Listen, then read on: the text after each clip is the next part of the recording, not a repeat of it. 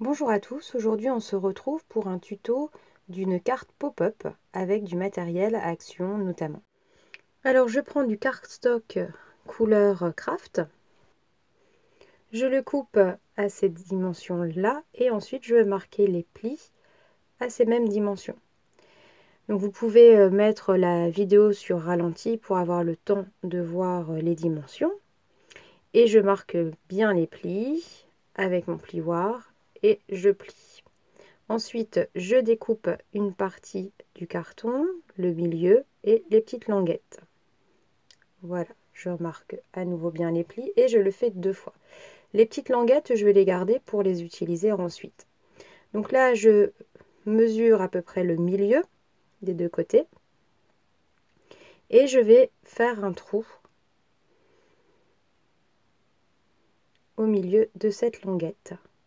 Ensuite, je découpe une encoche et c'est là que je vais pouvoir placer ensuite l'élastique qui fera sauter en fait la carte. Donc je colle les languettes ensemble d'un côté puis de l'autre, toujours avec ma colle railleur qui va très très bien. Alors j'insiste bien sur les plis et voilà, on a déjà la forme. J'arrondis les coins avec la perforatrice à coin. Et je prends donc un élastique qui a une dimension un peu inférieure à la dimension de 2 côtés du cube. Et il ne me reste plus qu'à mettre l'élastique dans les encoches. Et donc pour avoir la bonne dimension, je l'enroule un certain nombre de fois sur lui-même pour que ça s'ouvre bien tout seul. Ensuite, je vais préparer des petites languettes que je plie de part et d'autre et je vais les coller sur les 2 côtés de la boîte. Et ça sera là-dessus qu'on va pouvoir insérer toutes les découpes qui vont ressortir de la boîte. Donc voilà, 3 languettes. Alors je vais commencer à décorer. Donc comme d'habitude, je suis fainéante et je prends les mesures en me plaçant sur la boîte. Donc là, j'ai pris un cardstock à effet holographique qui sont vendus chez Action. Et je les découpe. Et ça, je vais bien le laisser entier. Comme ça va rigidifier l'un des côtés du cube. Là ensuite, j'ai choisi de décorer avec du papier vélum, avec du brillant dessus, du foil, voilà.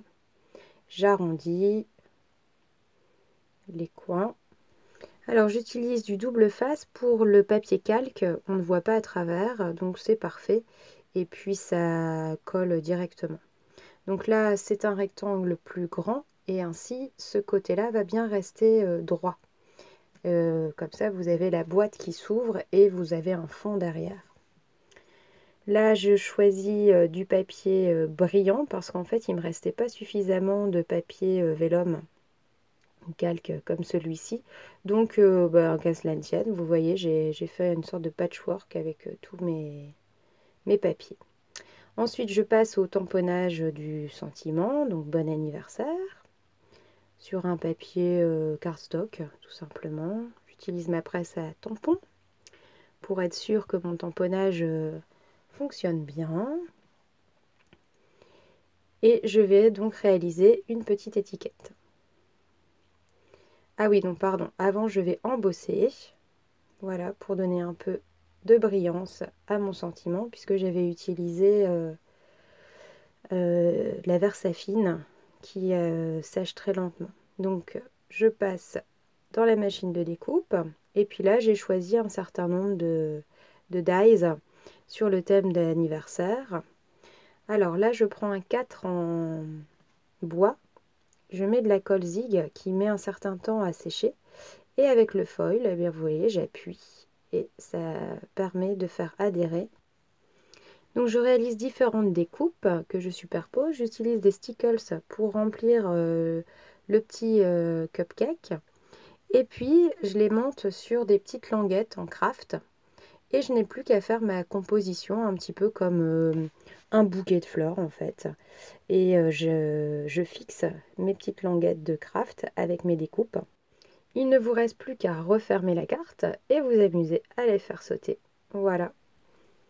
Je vous dis au revoir et à bientôt.